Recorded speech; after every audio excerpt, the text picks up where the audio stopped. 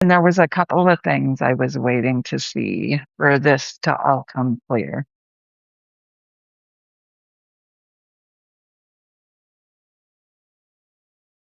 And one of those was the video that I posted this morning. And I didn't even realize that 402 days ago, I was on here starting this.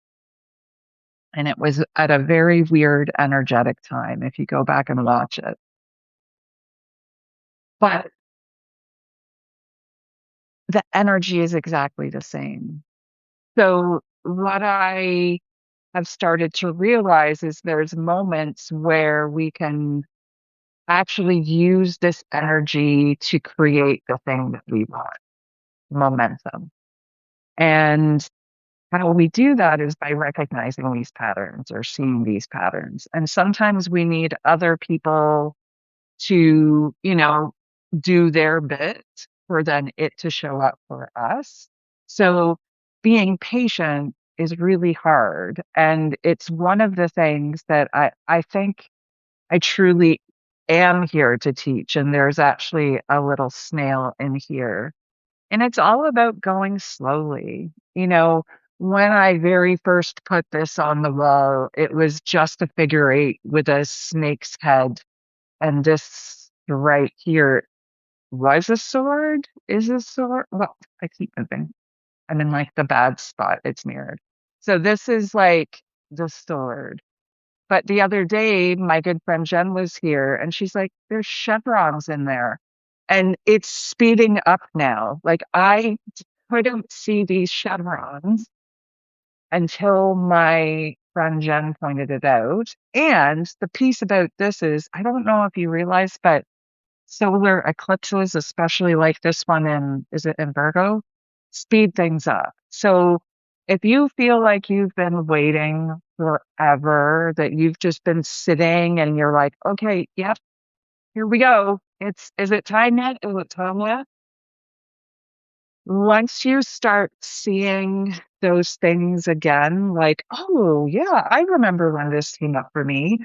The podcast is one of the things. And yesterday I actually sat down and did the outline of my podcast. And I don't think you understand how much of a big deal this is because my brain sometimes just doesn't have the capability to make everything in here make sense. So I have to do things like this. And eventually, I'm a Gestalt learner. Eventually, the pieces all come together in this weird little puzzle, and I can see all the steps that I need to take. Like now, I know what I need to record and where I'm headed, and I have a structure for what I want it to look like. We don't know when those things are going to click together. And, even when I was a photographer and even when I was a medium, I always had this belief that we're only just training for the moment. The moment when, like, oh, wow, I can feel the potential in this. And yes, you say the right things. And yes, the right person hears it. And yes, you end up doing the thing that you need to do. And I've seen that so many times in my life, but I didn't know what it felt like in my body. And that was why somatic healing for me um, was so integral. I did EMDR, somatic healing, and then I have my own practice of daily movement. So I'm aware of my body because I could logically know I'm in the right spot. I could see all of the pieces. And if you go back 402 days ago to when I very first released a video about the wild healing, you will see the same patterns in my speaking and in what I'm talking about. And we're right back at one of these pivotal points where we really do. I'm just going to try to point. we really do have to face our shadows, and our snake is our shadow. And actually, this piece right here was a really important piece that I had to connect yesterday. I'm in the ACER integration program. It's a year-long integration program where there are meditations done by the Wheel of the Year and the Ogden. It's like truly my jam. It's everything I know and love. And I think that gave me the space to then learn all the feeling pieces. And I have been pushed a lot in my relationship, in my, you know, every single aspect of my life. I feel like for the last maybe, well, 402 days probably, that I've been needled by everything. Like everything felt prickly because I didn't understand that that was my body saying, hey, something's up. Hey, something's up. And I now know what that feels like in my body. And yesterday it was really interesting on Threads. I I was just having a moment yesterday where I was super happy and just like feeling super good about all of it because I was seeing all of their connections. And somebody had posted about quit telling autistics that they have to learn how to feel it because we have alexithymia. I can never say that word. It's so hard. I don't feel connected to my body a lot. And a lot of the time I'm floating off out and I'm seeing things like this. And for me, which is crazy, a lot of people, oh, you should be able to do it without the weed, but I'm autistic. It slows my brain down so I can actually think this out, process it so I can understand it in my own way. Because I'm getting 47% more information, I get overwhelmed by the information. So you can see if you go back and watch a video last year that this is the snake and there was a figure eight here.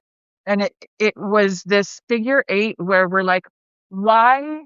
Like we keep doing our shadow work, we keep doing the things, but that energy just seems to fizzle and go nowhere. And it's because we were racing past our shadow work. And when you try to avoid your shadow work, the universe or whoever you connect with, my forest then knows that I'm not ready, that I am shakeable, that, if I interact with somebody on social media, I just go into a total panic. No, you can't like that. You're not integrated. If somebody just nudging you a little bit is going to completely bring you out of your body. And it was funny because yesterday when I was feeling really good and I didn't even look, and the problem is I need to get new glasses. And maybe this is the final thing that makes me get new glasses. But there's a couple of people on social media that we have differing opinions, but I still follow them because I do value their opinions and the way that they see the world. But they sometimes just have a really rough edge, or I have a really rough edge in that moment. And there's a little bit of clash. And I never really I would get upset before, but like at the core of me, I would always be like, but why can't you understand that I'm coming from a really good place? And I never like the whole thing was I was like, hey, I'm an elder, I'm an elder autistic ADHD. I can actually like speak to that. And I said, it's my experience. Um, but I have learned to embody myself. I have learned to create um, understanding out of the chaos that is my brain through tools that work for me. I'm not saying any of this will work for anybody else, but it's the framework. that you need to realize that every single time you're out there and you're kind of dysregulating yourself, whether it's with social media or whether it's by shopping or whether it is by like a weed addiction or an alcohol addiction, when you get dysregulated and you have that like almost like shakiness in your body and you're like, oh my God, I feel really weird. And then you just try to like get rid of it. That's actually our intuition. It's actually like a warning signal. And I learned this in trauma therapy where when our nervous system like just tingles just a little bit, you should be able to feel it. You shouldn't have to wait until you get so inundated. And then, and I still do it. Like, I'm also here to say I am not perfect. I still have my cycles where I can't see that I'm in the crappy place and I just keep pushing forward. And that's something that's capitalism. That's so many, that's the patriarchy. It's so many things that has conditioned me to say you can't sit still. You have to keep moving. You have to keep producing. You have to do all of the things a mother should, you know, a partner should, a dog owner should, like all these shoulds. Meanwhile, for me, if I come here and I work it out in a visual way, and I don't, yeah, I've actually got all my journals down here, and there's some, I got Haggitude for my birthday. I turned 50. Oh, this was the other, that'll bring me back to the conversation. Um, so this whole argument was, don't come at me with eldership. Because I said, oh, I'm an elder. And they talked about how in their community that that was considered a sacred thing. And you can't just call yourself that. And that's just really, that's in your tradition. And that, like I'm saying here, this works for me. It may not work for you. Um, but in my tradition, it is also called eldership. And we do actually teach eldership to our community. And it is something that you invite people into. Like, you know, when I very first got diagnosed, there was no way in hell that I could call myself an elder, even though I'm 50. But now I feel like I'm getting more and more experience with how my brain works, how my body works, and how it all relates to, you know, trying to live in a capitalistic, patriarchal world and not go crazy. Um, and this really helped me through that because it kept showing me don't rush past the icky bits. And in the meditation yesterday in the Acer community, they actually talked about this. If you zoomed in super, super close, looks like a little fetus. And they talked about all trees have a little baby tree in the middle, and the rings are our safety that we're like creating for ourselves, and we're pushing out our bark as we grow. But if you know, cut us open and look, we've still got that little tiny piece in there. We can bring all of that wisdom with us. We don't have to leave it behind. And I think that was something that I had to come to terms with, is that even though being a certain way really harmed me, it doesn't mean that I can't bring pieces of it with me. And when I was a medium, I had a confidence that I can't explain. And when I was a photographer, I had a confidence that I can't explain. And I'm trying to pull that back into this reality because I lost my confidence a little bit and I lost my rhythm and I didn't want to say it out loud. I didn't want to say out loud that I don't feel confident. But I think by saying it out loud, it gives people opportunity to see that you can do something new. You can, you know, go round the track a couple times before you actually figure out the pace that you're supposed to be going at. Like the last time this all came around for me, um, I just, my house, my home, my like nothing was aligned in a way that I would be able to do this work. And now I'm actually looking to the future and trying to kind of like not push, because I'm a huge believer that you can't race towards the thing. But I'm learning to kind of like sit back with my web and just kind of go, it would be nice if, or it'd be like, well, if we just made this suggestion over here, that might just push it gently. But if you try to, and I always like to use fires, if you're trying to encourage the fire too much and you put way too much fuel on it, it'll burn out. So that's the other thing that we have to realize, that energy, we can sometimes have too much energy. And I go back and watch some of my videos, and I know so many people do love them, and that so many people do like, and I go back and I watch them, and I get things from them. There's wisdom in them, but it's hard for me as somebody who has changed as much as I have, that, um, and truly gotten to know every single piece of myself. And I am never going to be the healer that says I'm healed, because I know it's an eternal journey. When you start to understand integration at its core, it's just like this. It's like we're just constantly adding to the pile, and we're constantly just adding rings to our tree, right? We're not forgetting about those things, we're adding. So there's no rush, because we've already got the foundation. We've already got the things that we need.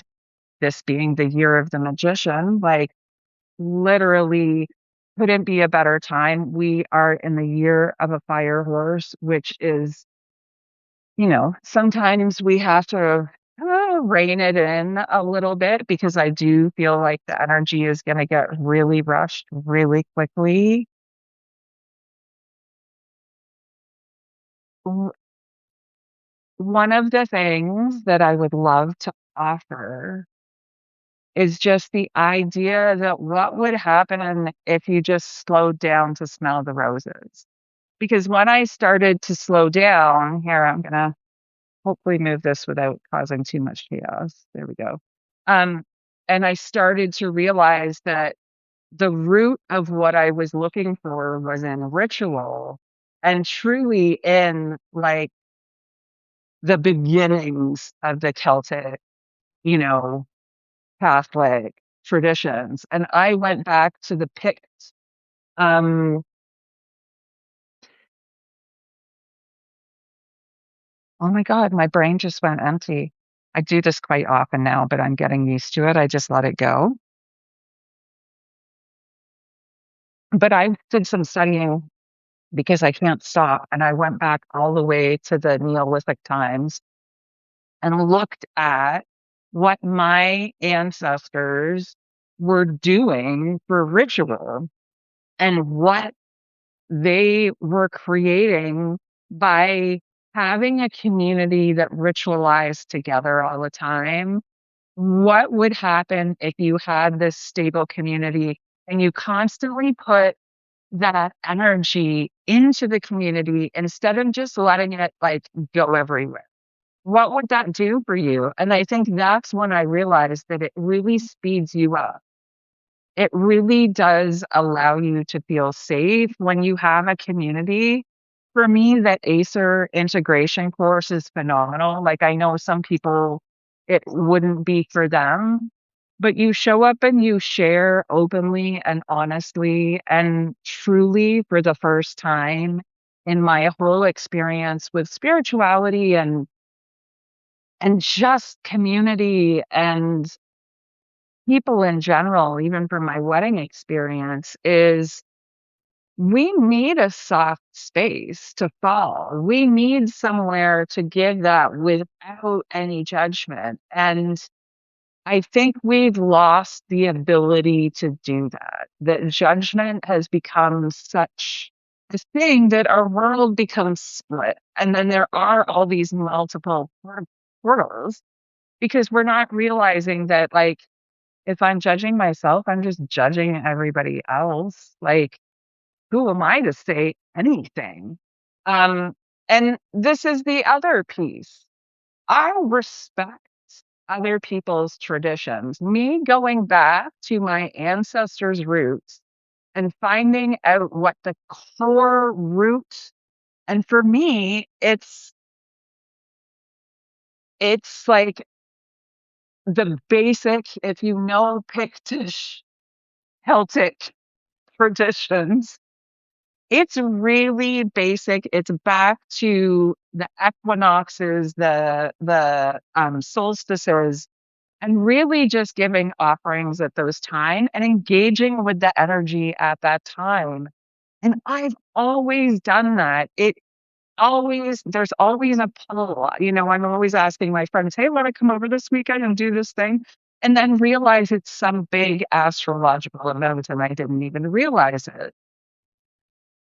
When you learn how to live in accordance with the land, wherever you live, and with its natural rhythms, life starts to get easier because you understand the ebb and the flow a little bit, and you don't push really hard when you should be resting. And for me, as a neurodivergent, autistic, ADHD individual, learning how to ride my energy, especially right now in perimenopause, is critical. And I will tell you, I started to like decompress and stop working and really rewild myself over the past 5 years. It's taken that long. And I know people do really struggle with the amount of time that this took me, but also I have a really slow process. So some people probably could have got some of this information and kicked off like, 6 months after they started. But my whole universe, my whole ecosystem, my whole thing that's moving forward had to take a pause for a little while because all of the pieces weren't aligned. And when you finally start to see those pieces clicking together, and when you can finally see that you're really just getting in your own way, and that, like, get out of your way and just do the thing. Like, how long have I been talking about a podcast? I think since podcasts were started, people have asked me to do a podcast, but I never really had, or I didn't believe, and this is where we get stuck. I didn't believe I really had anything different to offer. I really didn't think that, like, and at the time, I really don't think I did. I really don't think I knew how to express what I'm going to offer in the wild healing. And even being able to understand how it works. I had to wait to go to neurobiology class. I had to wait to understand the somatic pieces so then I could create my own practice in my own ancestral traditions. And I encourage everybody, no matter how scary it is, when you face what is sitting there, and some of you may know a couple summers ago, I really went through it with childhood trauma and therapy.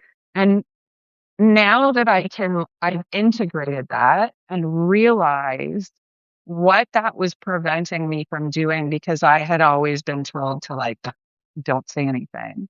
And even though I seemed like I was a very open person, I never shared any of this with you. Um, and these journals, I think here we'll swing back again a little bit. There's actually more. I've got like 5 or 6 journals on the floor over there. Um, but they're full of drawings like this and me writing and doing channeling. And I realize now that that's my book over there. And I just need to slow down enough to pull out my own sacred wisdom and start to share the magic that I truly understand again, like the ritual of it. Because if you don't know, I used to teach a course called Ritual Without Rules, and it was the basics of ritual. And I always did encourage people to go and find their own traditions. I taught in my traditions, and I, they have changed so many times because I keep diving deeper. And this is the other thing too, is I want you to encourage you to look other places, even though you feel like you're solid in your practice, even though you feel like you're solid in your ritual, if the things aren't clicking, then you need to move the energy in a different way. And that's truly what I had to do through all of this was I had to learn how to move the energy in a different way. And like yesterday, I had a conversation with my friend Magnani, and it totally switched something for me. And now I'm standing here going, this feels really easy. Why did I fight this for so long? Um, and we never know when that's going to happen. We never know when you're going to get, like, I remember when this message came out, the red serpent is here. I've been talking about the serpent. There's an indigenous serpent story, the white, black, and red serpent or snake. And that's what this was about. And I was like, I don't want to be so bold as to say that the red serpent is here. But honestly, I truly believe that the little chaos goblin down south is part of the red serpent. I think it is just chaos. I think everybody is trying to create this chaos in our lives so we can't see the path that we actually need to go on. Because look, I've got stairs fucking everywhere, man. They're like, go here, go here, go over here, go here. If I don't sit down and process all of this and work through it, and if you want to, you can actually go back and watch these from the very beginning when I started it. And then when I would come on and talk and how I would process it. And then I'm putting this one in my Substack. It's the extra. So if you do decide that you love what I'm saying and you're like, I'm really curious about this, I'm going to start dropping extra stuff in there. I'm going to start dropping my research in the Substack because I need a place to contain it, but also I need a place to kind of work through some of the pieces that I haven't figured out from my book yet. So, and also, it's not really going to be a book. I just keep calling it the project. The project is coming. It's a little bit of this, a little bit of that, and I'm kind of really excited about it. And for the first time, I don't really want to like give too much or do too much or talk too much. I just want to be in it. Like I will encourage you today, whatever you're feeling, whether it's chaos, whether it's calm, whether it's like the tingly, like what the fuck is going on, just sit with it for a second and see how that actually feels in your body. Like right now, I am having some of the craziest grounding moments today. Like I feel like my legs are being tugged into the ground.